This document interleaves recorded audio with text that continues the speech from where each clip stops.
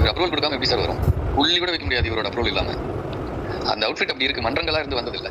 Structure அவரோட party property face இவர் அப்படி இருக்கு. இந்த ஃபேஸையுமே இவர் டாமினேட் பண்றாரு. டாமினேட்னா ஓவர் பவர் பண்றாரு. சின்ன பையன் மாதிரி தவுளோண்டு 10ல் 1 போட்டுட்டு இவர் முகத்தை இப்படி பெருசா அப்படியே, இது வந்து ராங். இது துரைமுருகனை ஸ்டாலின் பிளேஸ்ல துரைமுருகனை பண்ண என்ன ஆகும்? கட்சி உருப்படுமா?